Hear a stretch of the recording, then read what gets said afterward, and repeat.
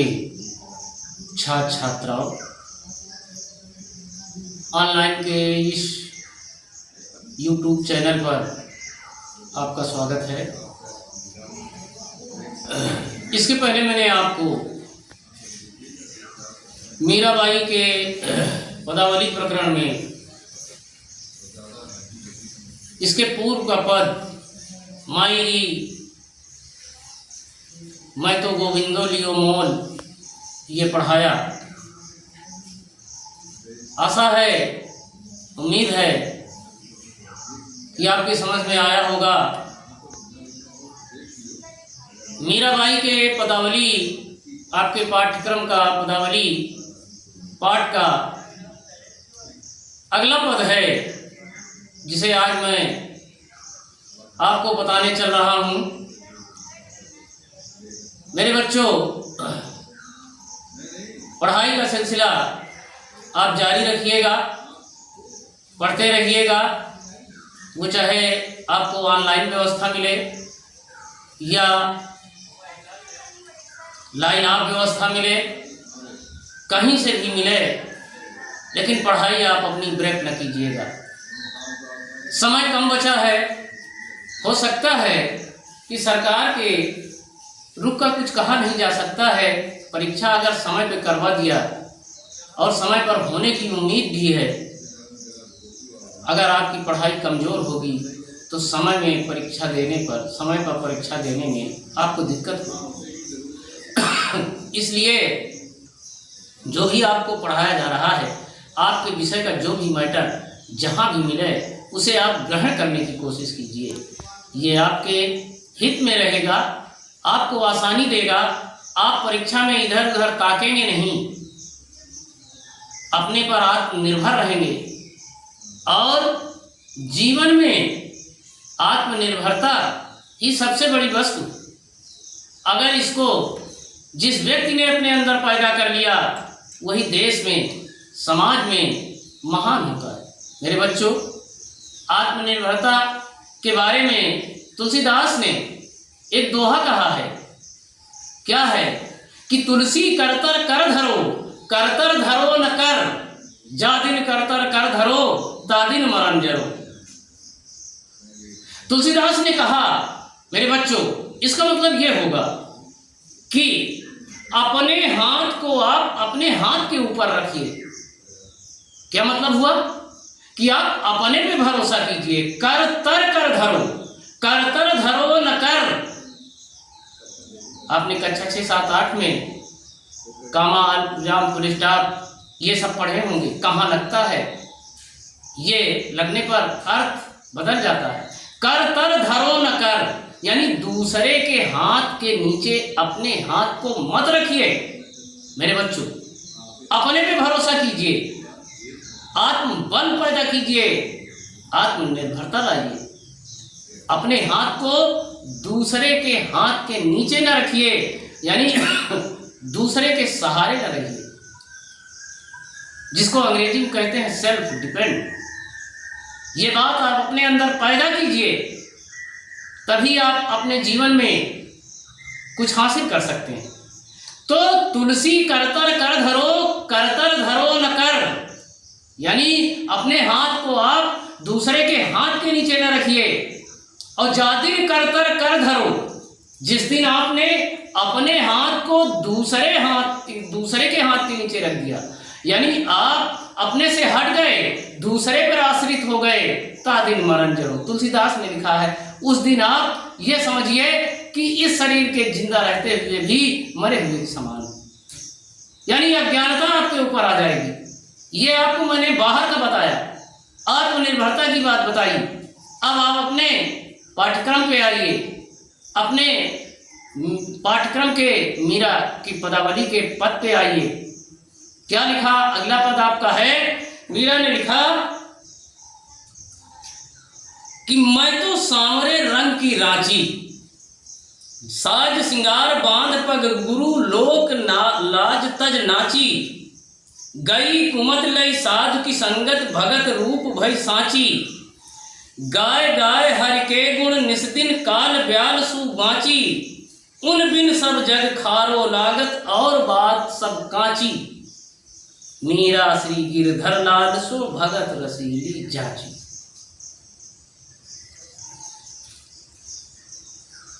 मेरे बच्चों, मीरा हमको, आपको, पूरे संसार को, पूरे देश को संदेश देते हुए कहे, बता रही हूं कि हम खुद किस रंग में राची, रंग में रंग जाना। रंग राची का मतलब, राची मीन्स प्रसन्न होना भी होता है, लेकिन यहां पर रंग में रंग जाना, इसका मतलब क्या हुआ? इसका मतलब क्या हुआ? सांवरे रंग की राची,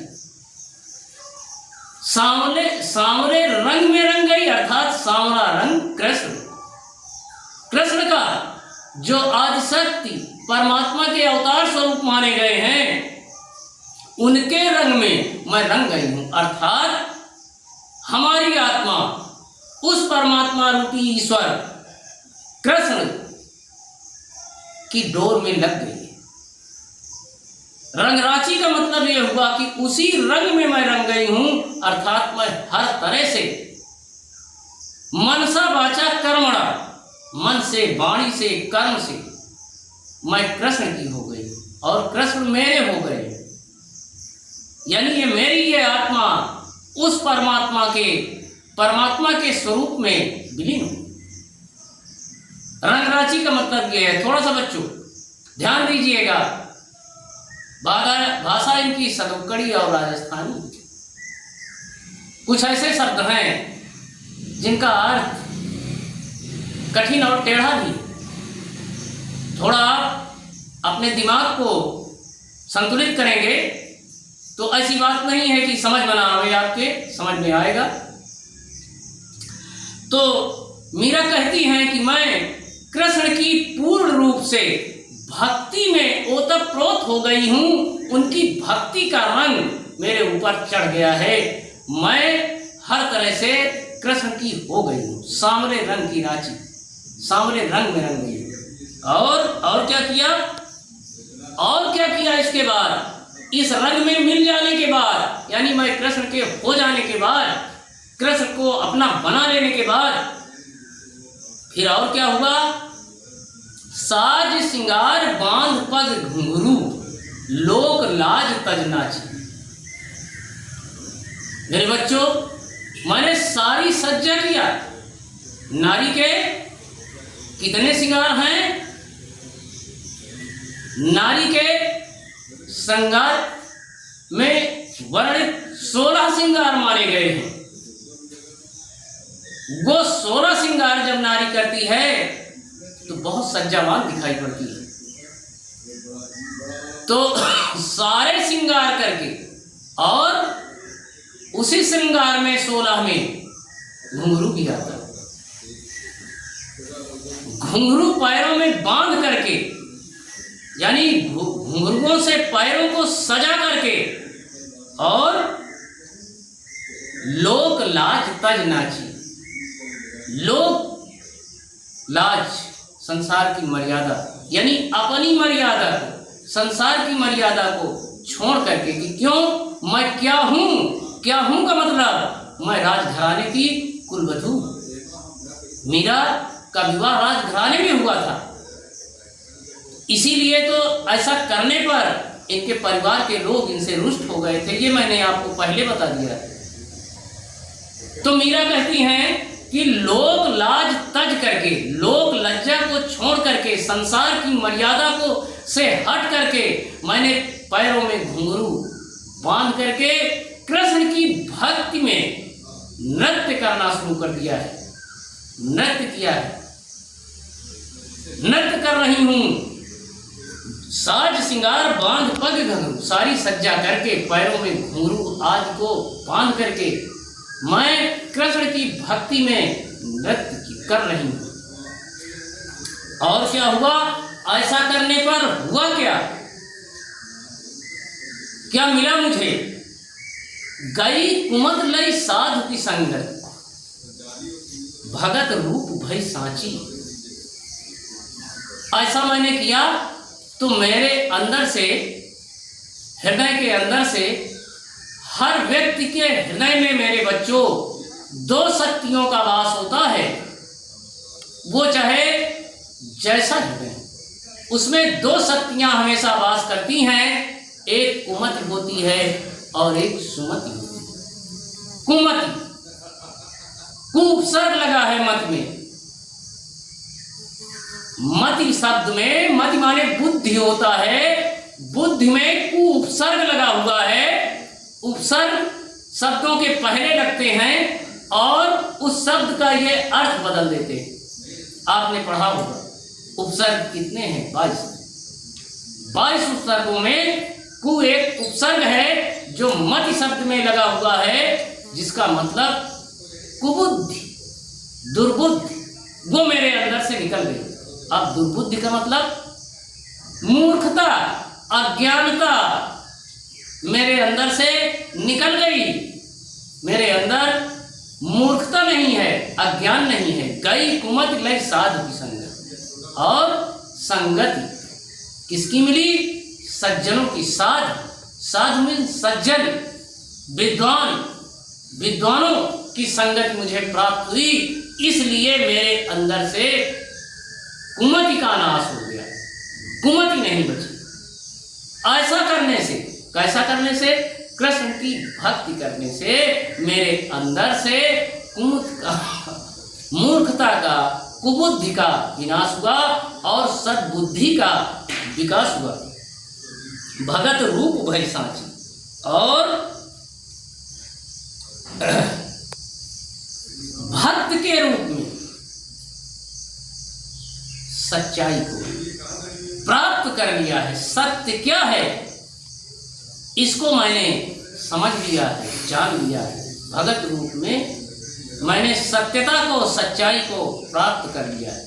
मेरे बच्चों, इसकी अगली लाइन, गाय गाय हर के गुण निस दिन, काल ब्याल सुबाजी। तुलसीदास ने रामचरितमानस में लिखा है इस युग के लिए। ये युग जो चल रहा है, इसको विद्वानों ने, मनीषियों ने, पौराणिक व्याख्यानकर्ताओं ने कलयुग कहा है। कौन सा युग? कलयुग कहा है।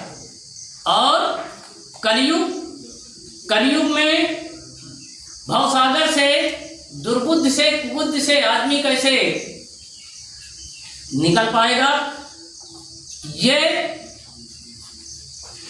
तुलसीदास ने बताया है कि कलयुग में एक नाम अधारा, सुमर सुमर उतरे नरपारा।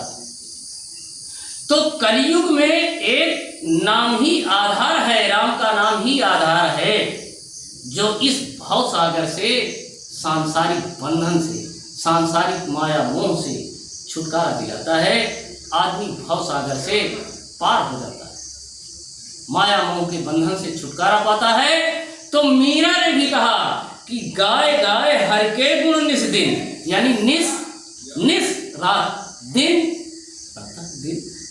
तो रातों दिन मैंने कृष्ण के गुणों का बखान करके, गागा करके क्या किया है कि काल ब्याल सुबाजी।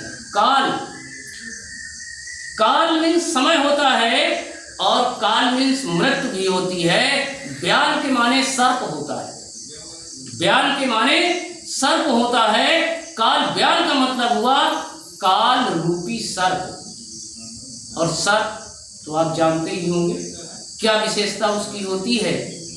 उसके काटने से आदमी का जीवन संकट में, बड़े मुश्किल में बचता है।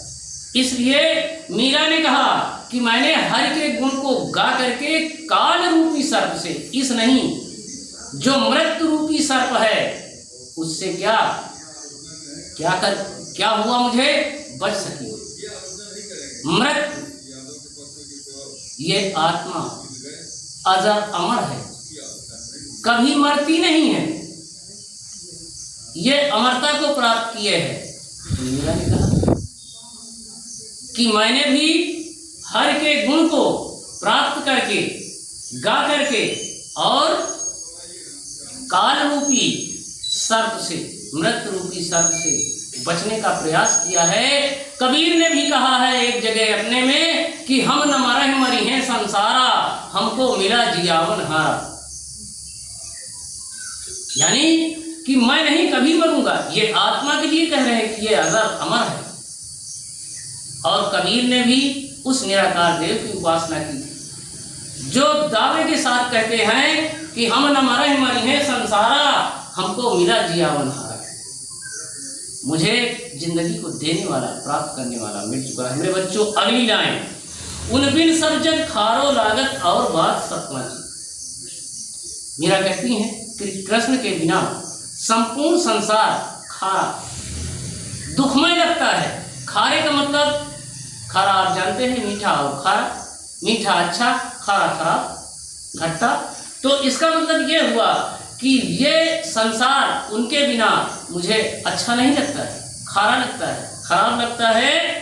और बात सब कांची, और संसार में जितनी बातें बताई गई हैं सब में कोई सत्यता नहीं है, कांची है, कच्ची है, एक तरह से ये कहिए कि झूठी है। मीरा के कहने का मतलब। अगली और अंतिम लाइन है, मीरा श्री गिरधरन लाल सु भगत रसी। मीराबाई कहती है कि कृष्ण की भक्ति में मुझे वो रस प्राप्त हुआ है, सच्चा रस प्राप्त हुआ है, सत्य रूपी रस जो प्राप्त हुआ है उसमें मैं रच गई हूँ, समाहित हो गई हूँ।